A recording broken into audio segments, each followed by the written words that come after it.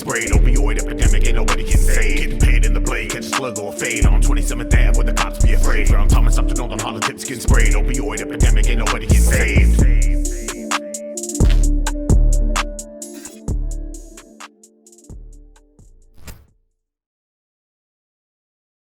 Hello, my name is Brandon Papp. I'm here in the Blade, I guess they call it. I've been here for 4 or 5 years, homeless. I lost my girlfriend. She got caught for dealing meth or having a pound of meth in her possession, and we broke up because she was only given a year, and we kind of got the impression that she was a snitch. At least that's what people told me, and I ended up leaving her. She ended up leaving me. We lost our love, and as a result, I lost my place to live in Anthem. I had a $2,000 a month house and was working in a sales job where I made my best paycheck was like $2,200 in a week, 32 hours. Got to go to the Strand, California, things like that. I was doing really well and started to feel sorry for myself because I lost my girlfriend because of drugs. And because of that, it kind of spiraled into other things. And I've quit certain drugs. I was on heroin for a while. I quit heroin. When my friend died, he made me promise to quit doing heroin and shooting up. It's been 4 years since I've shot up. I currently do Percocet and stay away from here because it's really scary at night.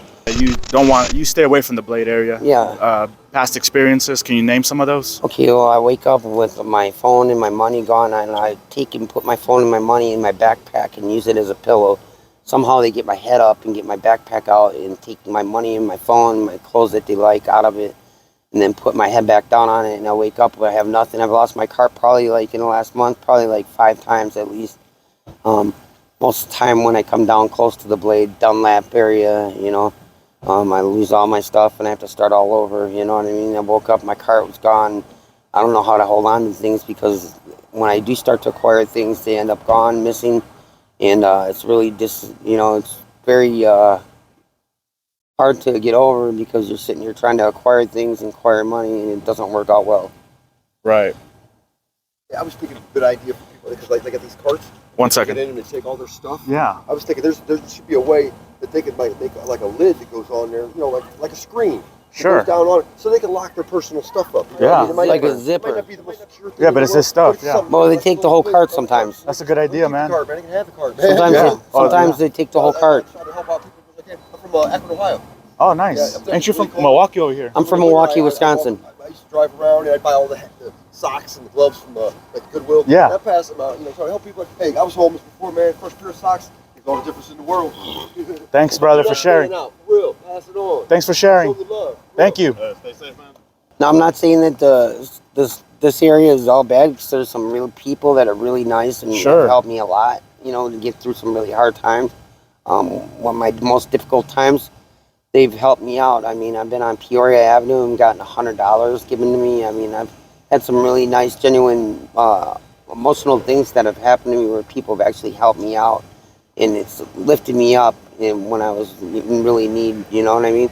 But, like, it's us homeless people doing it to each other. We're like treating each other like crap, and we forget that we got to look out for each other instead of the way we treat each other. We're looking for a reason to beat each other up and take our stuff from each other. You know what I mean? I'm Sure. kind of afraid to do this because I don't know how the people are going to act when they see me doing this. You know what I mean? Sure. They might take it the wrong way, and who knows what could happen. But to be honest, here I've lost probably over couple $1,000s worth of things, over the last 4 or 5 years. Yeah, at least a couple $1,000s worth of things. I've had money stolen from me. I've had friends that I can give them $10 and I know they'll never come back, and it's the best way for me because it's $10 instead of hundreds of dollars. You know what I mean? Also, you had mentioned that there's a plan in place for you to get off the streets. Yeah. Personally, what I'm currently getting ready to do is go back to Las Vegas where my sister is. I came out here from Las Vegas for a job out at Bank Card Empire. When I took the job, I started off as a closer, a roller, and I moved into a roll closer, and then into a closer. I came back to Bank Card Empire to find out the ATF had shut them down because they were taking and copying and pasting documents saying that they're going to give people their money back. They were actually signing their rights away to their business, to the company, and so the ATF pressed charges on Bank Card Empire, and that job subsequently was ended.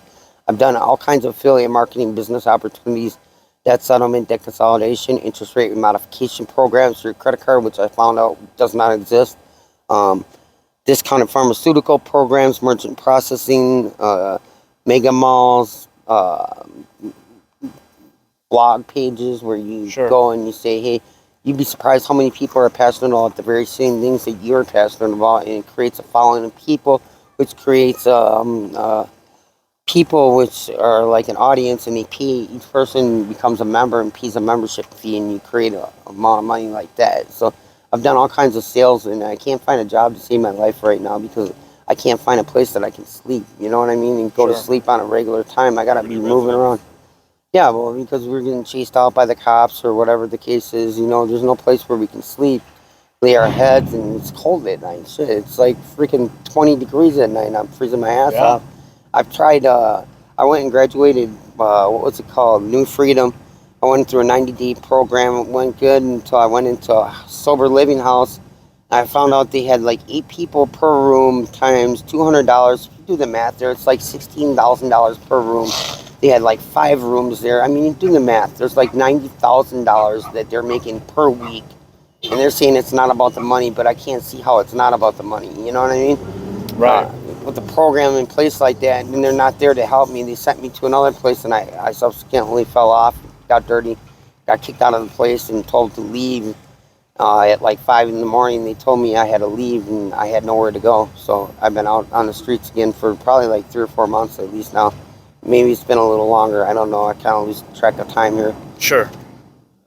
So you said you had family in Wisconsin, right? Yeah, I have family in Wisconsin Is and there anything you want Milwaukee. to tell them if I they love see you. this? I love you. I miss you very much. You'll I be think home about you all soon? the time. Hopefully. And then one last thing. Is there anything you want to tell Joe Biden, President Biden? Somehow you've dropped the ball, because you can sit here and point your fingers at us and say that we're lazy and we're not willing to work, but somehow the government has dropped the ball, because looking around you, there are thousands and hundreds of thousands of people that are homeless right now without a job or a place to live, and it's because of these government programs that are falling through and lapsing. I mean, look at New Freedom, the program I went into. They're getting fraudulent or forgery charges pressed on them right now, and people are getting out of jail, cannot be on parole. They got to be on probation only to get involved in this program. This is a government program that you started, Joe Biden, where you're actually paying for it. And they're meeting their numbers and their quotas so that they can get the kind of money and documents that they want, so they can get the kind of government funding that they need. Now, your government funding obviously is being put towards the wrong areas. How about putting people in houses and then getting them a job? Working with them to, see if they need psychological help, and then, maybe schooling. Something where they don't get just thrown into a job that they don't know how to do after so long. Because it's been like 4 years since I worked. I can't just walk into a job right now and hope to succeed. The hope for success comes with rehabilitation, not just being thrown into something, Right. That was what I would say to Joe Biden.